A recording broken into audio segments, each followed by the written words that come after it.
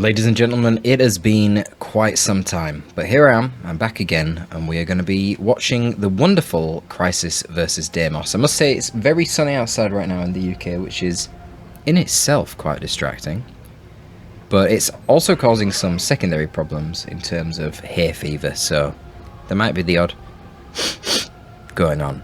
Hopefully I can catch some with mute before it happens. Anyway, I've also got a lot of vibrating going on. Hold on. Don't worry, I've not got a vibrator. Okay. Let's get that on Do Not Disturb. Things are a little bit rusty. But yeah, we should be back into some sort of regular schedule again now with any luck. I've got a bit of respite anyhow from the whole training to be a train driver thing. Can't believe quite how intense that course was. Not a lot of complicated concepts, but just the sheer volume of things that you need to memorize is absolutely absurd in the time frame that you're given. But there you go, an investment for the future.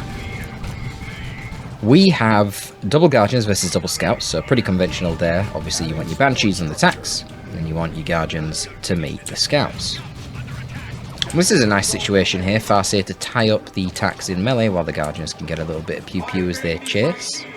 Banshee's coming over to intercept. Over here we've got the Apothecary, and he's basically doing the same thing for the Guardians. Can he get a model? No. Obviously just going to be backing away there for the garrison. She'll protect them reasonably. Alright, so we've got the Apo fighting alongside the Tax, which is helpful, but oh no, he's a bit isolated here with the Banshees coming in. You've got Guide on the Guardians buffing their damage. A little bit of a line of sight problem though. Yeah, just going to retreat. Already in melee with the Banshees on the Tax, and heal had already been used, so you don't want to stay in that fight. The Banshees are just going to start proccing specials, and you're going to bleed models, and it's going to be a very bad time. Until you really start getting your upgrades on your Apo, on your Scouts. It's a pretty bad matchup initially, because the Guardians easily beat the Scouts one-on-one, the Farseer is more relevant than the Apo in combat, and the Banshees beat the Tax, so not ideal. But in terms of map control, you do have advantages of the Space Marines. Your Scouts are 6.5 speed versus the 5.5 on the Guardians, and of course Tax have that 50% extra cap speed as well. So we're going to see some Rangers coming out as the first choice here for Deimos, going for long rifles immediately. And a fast ASM squad is going to be the choice of cry. Long rifles shouldn't be that effective really against tactical Space Marines, because there is an Apo here to keep them healed up. But they need to retreat because Banshees are already in melee with them. Might lose this model. Yeah, they do. Felt like he was getting shot a lot more. That sucks because, as you can see, Cry only has one gen. Going for the fast ASM, it delays you gens. And the problem with that is that he now can't get the additional gen down because he had to reinforce his tack instead. In fact, oh, he's still waiting because he's going for shotguns first. Okay. I'm not sure quite how necessary that was. Oh, that was cool. Kind of baited the Banshees into thinking they were in a bad spot with the shotguns. They probably should have stayed in and just forced this explosive shot to be used by the Scouts, since the Scouts were so close anyway to the Banshees. But not a big deal. Deimos gets out without bleeding, which is the most important thing. Literally no model losses yet. In fact, yeah, this is pretty cool to see. Deimos hasn't actually lost literally any models whatsoever, because I was just checking the XP on all the SM units, and you can see they've got 0. And Cry's only lost one model as well, a Tactical Space Marine. But here we go, we've got our first major engagement. We do have the Purification rights here. Here comes the Shotgun Blast. Scout actually takes the heal. Gonna go into melee with the Guardians here. A little bit vulnerable though, still getting shot by the Guardians. On the other side, you have a Plasma Grenade as well. But hard to hit the ASM with that now, thanks to the minimum range. So instead gonna fleet away, as one would probably expect. And there you go, the power of the Space Marines when they blob up and they start getting some upgrades. Pretty strong. Didn't even use the Purification rights here, because the heal went onto the Scouts in the end. But having that option basically means that you really don't want to go into melee with the ASM with your Banshees unsupported. And Fast Flamer as well. Okay, but I'm not sure about this. He might get a gen. Going in first with the ASM, force off the Rangers, but the presence of the Farseer and the Banshees is going to deal with these attacks. Yeah, gets one gen, and then got a retreat, guiding the Banshees, trying to get a kill on one of the models there. But it should be alright. And Apo gets a decap on the power, going to have to retreat as well, but that's fine. He's actually retreating alongside the attacks right now, which is nice, because he's giving them the extra HP regen whilst they're retreating. Scout Sarge arrives, Shuriken coming up for Deimos, quite late on that Shuriken. Gone for one battle equipment prior to it and his aspect. And the Armour of Fortune prior to the Shuriken. I don't like the Armour of Fortune prior to the Shuriken. It's a very good war gear, but I think getting a Shuriken out sooner would have been more helpful. As you can see there, the ample knockback potential of the Space Marines negating the Armour of Fortune quite a bit, but obviously in a big army versus army situation you need to use your knockback on the Banshees, not the Farseer. So then that extra HP regen that she gets, 2.5 extra HP regen, and the 150 extra max HP starts becoming a lot more valuable. In general, the HP regen armors are very good against Space Marines, because Space Marines have the lowest damage in the game. And obviously HP regen is the same no matter who you're fighting. But if the enemy is all about being tanky but doing very little damage, then having HP regen is going to be extra effective. But here we go, another very big engagement here. Managed to slay one of the Rangers. ASM going in. This time we've got Fortune on the Banshees, which is going to help, but the tactical Space Marines do want to focus on the Banshees with their Flamer. Banshee's one of the few melee squads that doesn't have Flame Resist, and that's why the Farseer is going to run in and tie up those attacks. But yeah, look at that. Power of the Apo synergy there with the Apothecary, Scouts rushing in and getting the knockback on those Banshees. Even with the Fortune, those Banshees can't compete in melee with the tactical Space Marine Scout ASM combo. And once again we're going to see the tactical Space Marines going into... Ooh! Oh, that was risky. Guide once again on the Shurikens. He was going for the grenade with the Scouts. You've seen the energy go down. He was about to throw it, but got a little bit too close, really. And kind of screwed himself. ASM going to have the energy for a jump soon, just walking into melee right now. Going to jump forward, disrupt the Banshees. Beautiful jump, and a heal for the ASM should be coming out. Purification rights. Yep. But he did stop tying up the Shuriken. Oh, but he moved it anyway. The beautiful thing is this is just giving time for the tactical Space Marines to get their job done with the Flamer. No, they're not going to be able to finish off the gen. Might even lose this Marine for their trouble. And is that... Yeah, the second Scout of Cry is fully upgraded as well. But going to lose a model and retreat, maybe two. So quite a lot of attrition, losing a lot of map control as well. I'm not sure why the Banshees were so far down here, but there was a secondary guardian capping up basically all this side of the map the whole time, so pretty good situation really for Deimos, going to tier 2 first. Cry's still quite a lot of power actually off. I mean, he has spent a crazy amount in his tier 1 here. Really high compared to Deimos, actually. Let's do some quick maths, shall we? 25 and 15 for the Scouts, and that's without the infiltration. Now he's even getting that, which is kind of weird given Rangers, but okay. So, 80 on the 2 Scouts, and then 45, 125 on the ASM, 15 on the Flamer. We're now looking at 140, and then we're looking at, what, 20 purification rights, so 160 power there. Expenditure for the Space Marines in tier 1 is pretty huge, especially when you consider that because he goes for fast ASM, these gens aren't becoming full until a lot later than the point at which the Eldar gets the gens full. And that is, of course, the reason for this disparity in tech. Cry now going tier 2, Deimos already tier 2 with 70 power in the bank. Probably just saving up for Wraithlord, expecting that he is ahead in tech. If you were behind in tech, you could go for Warp Spiders, you could go for Fire Dragons. But yeah, knowing that you're ahead in tech, you can go for the Wraithlord. Cheeky little Scout ambush there, not going to get the wipe, but does kill a couple of models. Deter the Banshees with a Purification Rights. Actually went for the Fast Exarch. Probably not that high priority of a purchase, though. It probably means, yeah, they can just turn around and beat the crap out of those ASM. Thanks to the durability and the damage that Exarch provides the squad. What did Deimos spend? He spent 30, and he spent, what's this, 25 Fortune, I think? 55. And then up to 80 with the Aspect, which is 15. And then this is about 40. And then this is 30, so yeah, to be fair, that's actually not too far off, but it is a little bit less.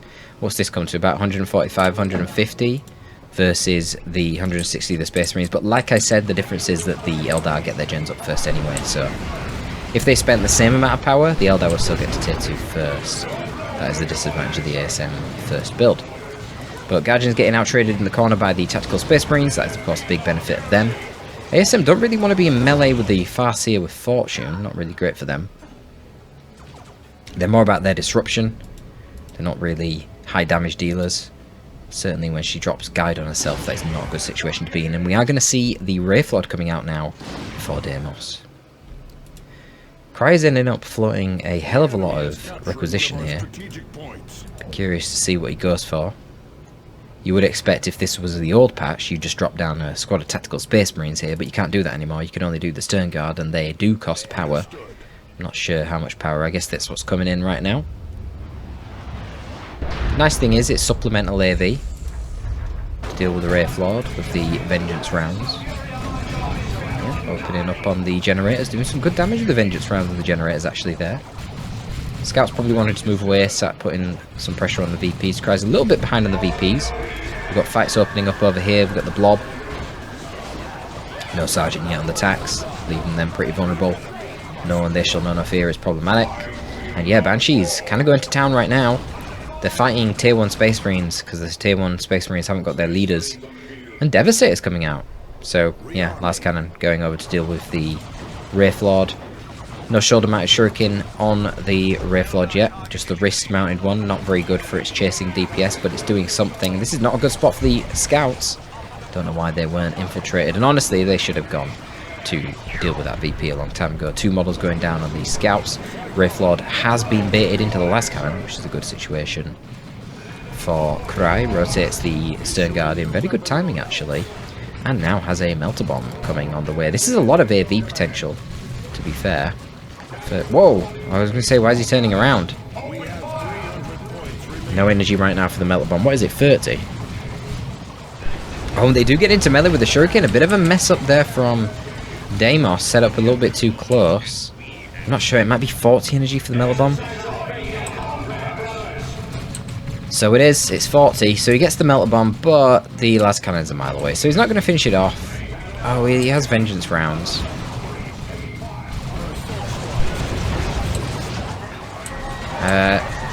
He could be tying this up with Guardians, but he's not. Yeah, Banshee's rotating to the Stern Guard, and they shall know no fear is used. Angels of Death, the 50% damage resistance, but nevertheless, Banshees are able to wipe out the Stern Guard.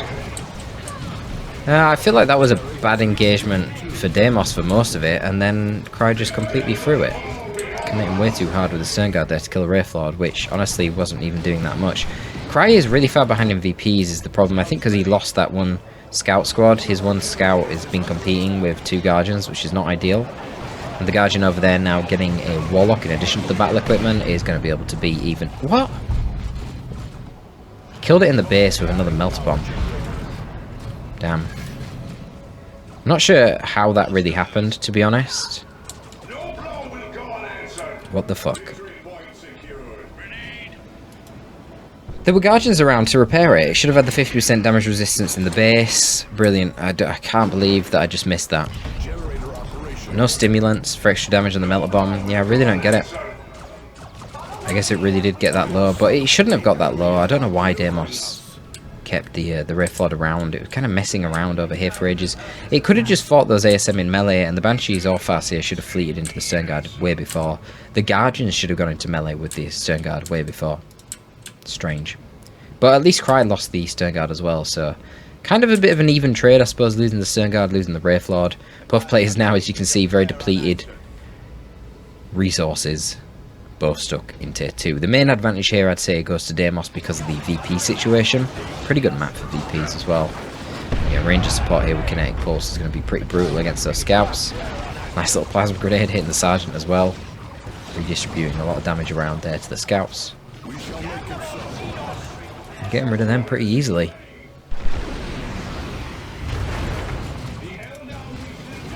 A lot of bleed for Cry.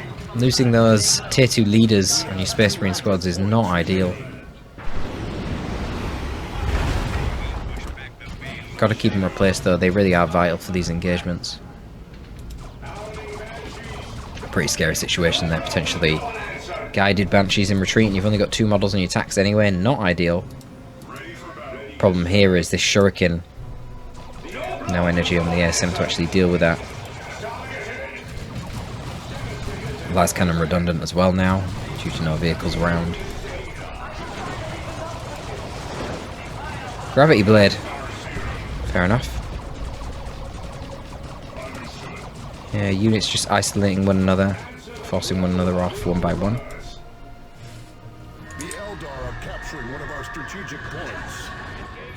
This is a little mistake from Deimos really, overcommitting the Banshees deep into the lines here. Just gonna get forced off. Not really worth it. They could have just loitered around here and kept Deimos sort of off the field. Now the ASM are free to just maraud down the centre. A bit of a wasted... Oh, with a nice attempt. Fucked up like, but I like to see the attempt of the plasma grenade into the kinetic pulse. Probably would have been worth a few chops on the Guardians as well, but whatever. How is Cry going to deal with this VP situation? Especially with the Farseer being very annoying like that. Now she's got a 65 melee DPS melee weapon as well. Pretty annoying indeed. Fortune cast on herself, giving her damage resistance. What a pain, eh? No upgrades really on the Apo here. Probably does want some. I wonder what the plan is. Has to be a Dreadnought, right? He's already got the resources to go tier 3. Doesn't quite have the requisition for the Dreadnought. Deimos going tier 3 is interesting as well. So you're going to have to get a Fire Prism then to counter the Dreadnought, but the DPS of the Fire Prism is, you know, not great. You do still have the Las Cannon around, and potentially Melter Bombs. I'm not sure tier 3 was such a great choice, but we'll see. Obviously wasn't comfortable staying in tier 2 given he'd already been there and lost a Wraith Lord. Maybe Fire Dragons honestly would have been a better shout. They would have come out ages ago, and there's so few VPs left to Cry that I think maybe just investing a little bit more into your tier 2 and finishing it off there before the game drags on would have been a good idea for Deimos, but we'll see. You know, I often say it's better to go tier 3 when you have loads of VPs left and your opponent is low.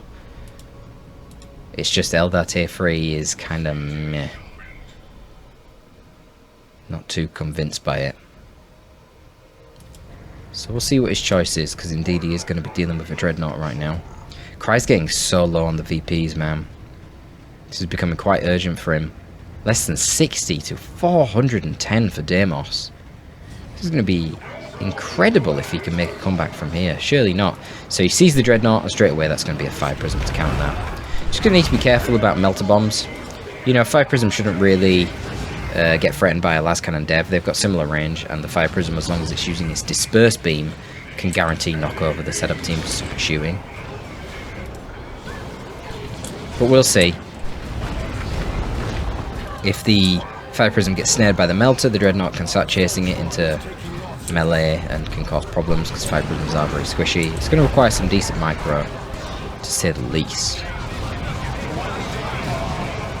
Cheeky little Emperor's Fist there.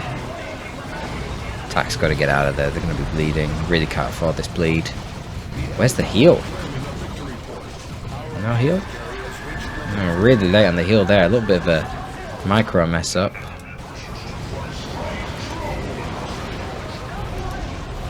Yeah, so I'm going to try and stay in play here. Chase off these Guardians while the Dreadnought chases off the other. But look at this, fleeting away.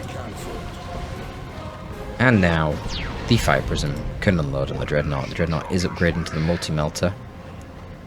It's trying to bait with the line of sight blocker. And now it's going to rotate around and charge into melee with a Fire Prism. Boom! And there is a Melter Bomb. It's a dead Prism. Oh, the Eldritch! The Eldritch to deter it. Oh. Oh, what is this? Oh, wow. And the Bright Lance enfilade from Deimos, flanking Bright Lance. That is a beautiful Eldritch Storm. Very nicely done. Very nicely done. Really quick thinking there from Deimos to drop that Eldritch Storm where he did. Perfectly positioned. If the Dreadnought stepped on that, it would have been screwed. It would have been immobilized by the Eldritch Storm Haywire effect. But nothing's actually stopping the last cannon. Oh my god. Oh, the Fire Prism gets out with one more shot, potentially killing it there from the last cannon. Banshees should be able to turn around. No, heal comes in. I was going to say should be able to turn around and deal with the ASM. Not at all. Banshee's actually getting dealt with quite well right now. Shotgun Scouts, Tax, and Apothecary in combat with him. I really wish Apothecary had an upgrade. What are these ASM doing? 21 HP. Focus shot. Maybe can take it out. Fire Prism, of course, needs to rotate around and deal with the Devastator right now, but it doesn't really matter. You got double Guardians there to repair. I think this is GG. Let's see. Yeah. There's no chance. There's no chance.